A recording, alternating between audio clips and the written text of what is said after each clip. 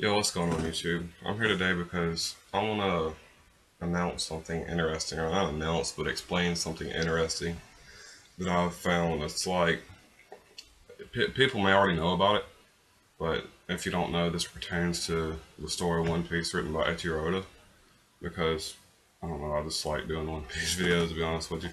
And I've noticed something with Eiichiro Oda, and I've noticed it a while back, but I never really thought about it. Now, this is how you can predict the future of One Piece. I'm not saying the entire future of One Piece, but if you can make things connect together, you may be able to figure out exactly what the One Piece is. Now, there are many theories out there that are pretty good, and such as like I had one dude send me a theory that I seen a while back about the Ryujin Banga, which is the basically a long rod thing that would extend to measure the depths of the ocean. You have the Moon People theory. You have there's there's one dude, I forget his name. He did a theory just saying the One Piece was the sea or something along those lines. He's a really popular YouTuber. I can't think of the name of it. I can't think of his name. It's not for Neverworld or Fire Fist Ace or the dude that looks like he's in college. It's the dude with the curly hair. But he did one that I always originally thought in the first place, but it really didn't have any backing to it.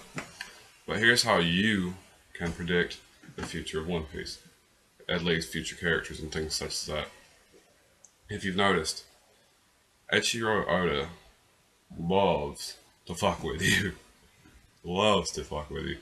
He he'll put characters in the background and then shade them out, or put characters in the background that you won't really think nothing about because they're just background characters. But then he'll bring those background characters back, and they'll play an important role in One Piece, or they'll at least play a sub role in One Piece. Alright, for instance, I'll give you instance number one that I can recall. These are just what I can recall. There's probably more. I'm reasonably sure there's more. Alright, you start off, you have Akainu. Now, if you've seen Robin's past when Ohara got obliterated by the Buster Call, you would see Akainu in his younger form before he, got old and became an actual admiral. I believe he was a vice admiral at the time. And basically, he had his hat pulled down over his head and is like shaded across his face. You couldn't really see much behind him. And like one time, I think you got to caught a glimpse of his face, but there was no real connection that you could have made with him. And then you also have a lot of the times they're shading out like the five elders, and here recently been seeing a bit more of the five elders and what they're about. We don't really know a whole shit ton about them, but we know they're going to play a huge role. And also when Kobe was telling Luffy and them about the four emperors, and they shaded them out. Then he like slowly put one of them in. Like, big man, we don't even know exactly what she looks like. We got a pretty good. Well, I mean, we got a decent character of her, but we don't know exactly what she looks like. And same goes for Kaido. We know basically maybe their face to an extent, but also one more thing, you got Sabo. When I think it was Dragon or Ivankov were on the ship next to Zoro. I believe it was Zoro's old, but it was by the gray terminal. They were on the ship, and he had Sabo in his arms, like this child is badly wounded, and basically we didn't get to see the kid. We just got to know that he was holding somebody in his arms. Then if you go back to when Dragon saw Luffy's bounty, you saw Sabo in the background, but completely darkened out. Out of all the people that were there in that room, Sabo was the only one that was darkened out.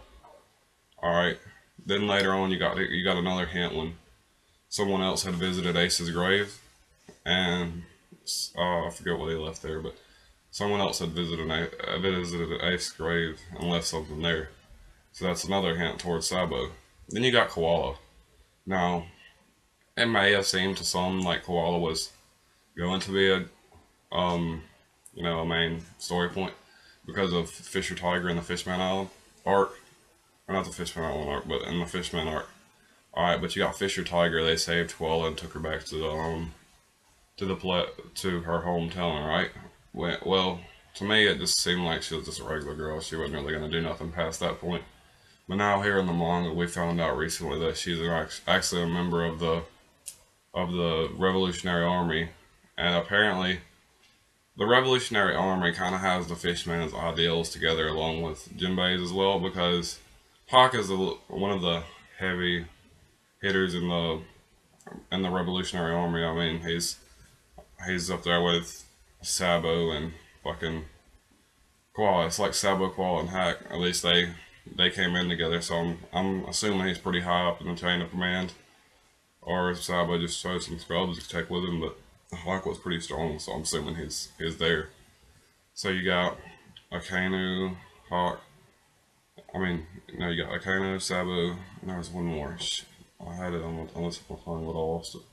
But if you notice, like I said, Echiro Oda, they'll just put somebody in the background and darken them up real good, or either put a mask over his face or something.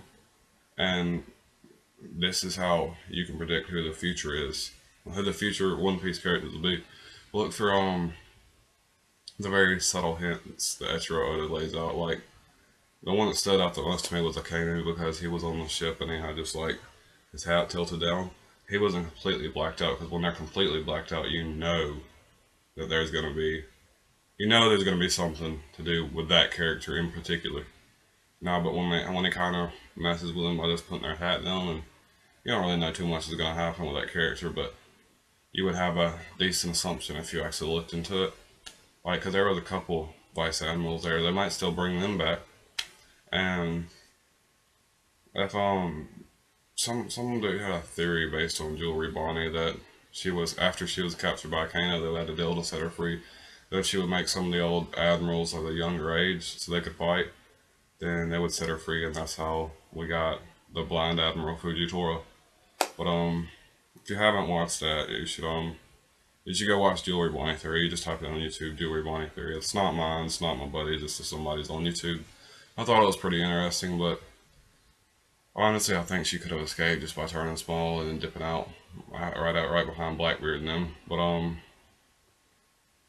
overall, this is like, these are just things I've noticed in One Piece that you could pick up on and then figure out something based on that. Like if you remember, Doflamingo was shrouded in basically an aura of mystery throughout the whole anime, from the Sky, from the not Skypea, the name of that island, not for Skypea. I can't think of the name of it, but he showed up there and then he fucked up Bellamy, and then throughout this whole thing he just did this strange whack stuff, like when he attacked um, Gecko Moria and Marineford. Like you have really no idea what he's doing. He has his own agenda, obviously, aside from the Marines and the Tenryubito and the Seven Warlords. He has his own agenda. What his agenda is, we don't really know yet. We know he's trying to kill all at the present time, but we don't really know exactly what all he's trying to accomplish. I think he might have said he was after the One Piece at one point. I don't really know. I think he's just like a troll. Pretty much the same thing as Kizaru and the Admiral Kizaru. He's pretty much a troll across the battlefield. I think Doflamingo being in the underworld and all, he's basically like the troll of the underworld. But overall, that's really, I think you can predict some new characters like that. I mean, if you have any, if you've seen any more shaded characters, you should know what I'm talking about, because I know there was one more I had in mind before I started this video, but I got lost in talking about the video and I don't really know anymore. But there's probably much more shady characters that you could probably figure out, like, and plus characters behind the mask as well, such as CP0. I mean, because it seems as though I've seen that one dude with the weird looking hair in CP0. Now, it kinda reminded me of that dude from